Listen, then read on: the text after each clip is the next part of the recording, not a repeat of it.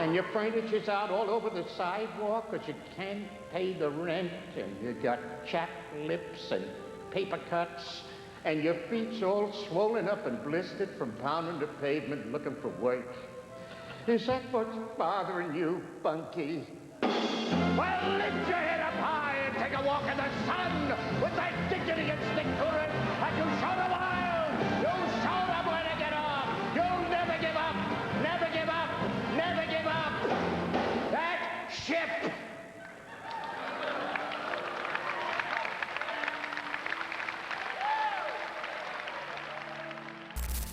Have you ever felt like the world just stopped for you while everyone else kept moving? Imagine standing in a crowded train station, people rushing by, but inside you're frozen, lost in a silence that no one else can hear. Today, we're diving deep into a question that touches everyone sooner or later. What does it mean to truly grieve, and can loss ever become a doorway to transformation? I remember the first time I lost someone close to me. The pain was more than sadness. It was confusion, anger, and a sense that everything I believed about myself had collapsed. Maybe you felt that too. Maybe you've wondered if there's any meaning in the pain or if it's just emptiness. In this video, we'll explore the philosophy of grief, drawing on Carl Jung's insights and ancient wisdom. We'll ask, is grief just suffering, or can it be a catalyst for growth? We'll look at how loss shatters our illusions, how dreams and the unconscious become guides, and how facing our shadow can lead to a new sense of self. By the end, you'll see grief not as an ending, but as the beginning of a profound inner journey. Before we begin, I want to hear from you. Have you ever experienced a loss that changed you? Share your story in the comments, and let's support each other as we explore this together. Stick around for a powerful insight on how your darkest moments can reveal your brightest light. Let's start with the first idea. Grief is not just an emotion, it's a total collapse of what we thought we knew. Carl Jung said, the most important experiences in life are not chosen by us, they choose us. Grief is one of those experiences. It comes uninvited and it doesn't follow our plans. When someone we love dies, it's not just their absence we feel. Lose the part of ourselves that was connected to them. The ground beneath us disappears. Our routines, our sense of safety, even our future dreams all seem to vanish. Most people will tell you to move on, to be strong, to distract yourself. But Jung believed that ignoring pain only deepens the emptiness. Here's an example. Think of a child who loses a parent. It's not just the parent who's gone. It's the feeling of safety, the memories, the imagined future. The child's entire world is reorganized. The pain is real, but so is the possibility of transformation.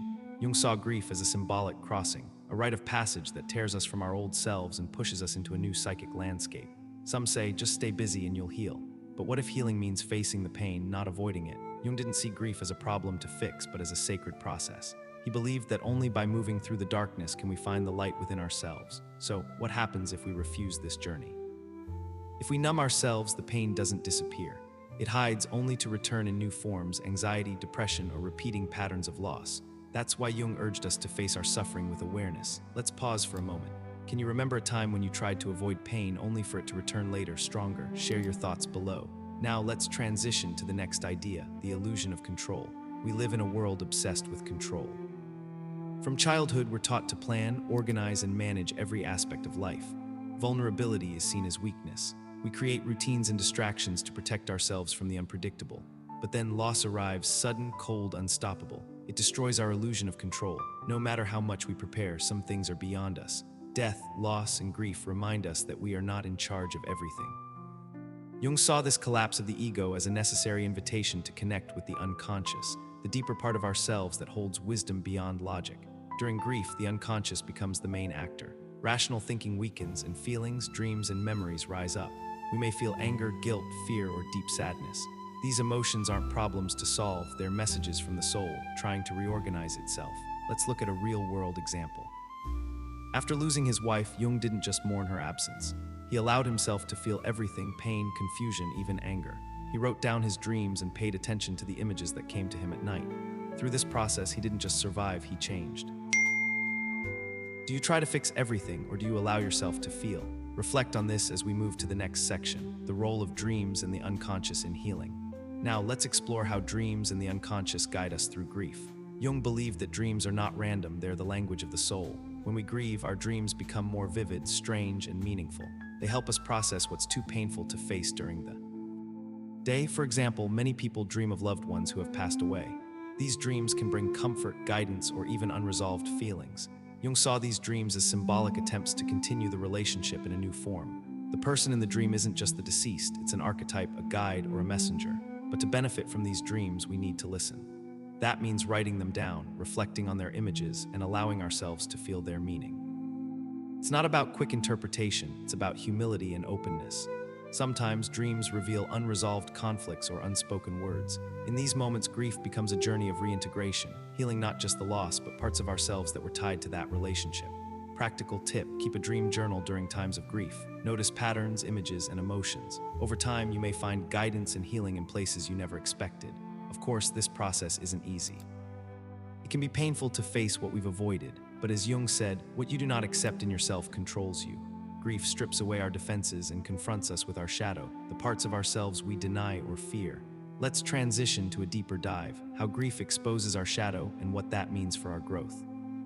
Grief doesn't just hurt, it reveals. When we lose someone, we're forced to confront not only their absence, but also the parts of ourselves that depended on them. The shadow rises: anger, guilt, envy, resentment. These feelings may seem out of place, but they are natural. Jung believed that facing the shadow is essential for true healing. In our culture, we're taught to hide these emotions, but repressing them only gives them more power. Grief becomes a mirror, showing us who we really are when everything else is stripped away. This process has wider implications. As a society, we avoid pain and chase happiness. But what if embracing grief could make us more compassionate, more authentic, and more connected to others? What if our darkest moments are also our most fertile ground for growth? Looking ahead, we can ask, how might we change our approach to grief? Can we create spaces for honest mourning, where people are allowed to feel, reflect, and transform? What would it mean for our communities, our relationships, and our sense of self? If you want to explore more, check out resources on Jungian psychology, the philosophy of suffering, and the role of ritual in healing. There's a whole world of wisdom waiting for you. Let's recap what we've learned today. Grief is not just pain, it's a profound transformation. By facing our suffering with awareness, we can find new meaning, connect with our unconscious, and emerge stronger and more whole. Jung taught us that the journey through grief is not an end, but a beginning. Remember, your pain is not a weakness, it's an invitation to grow. By listening to your dreams, facing your shadow, and allowing yourself to feel, you can find light in the darkness. If this video resonated with you, please like, subscribe, and share your story in the comments. How has grief changed you? What have you learned from your darkest moments? Let's keep this conversation going and support each other on the journey. Thank you for watching. Remember, the light you seek is already within you. All you have to do is face the darkness and let it shine.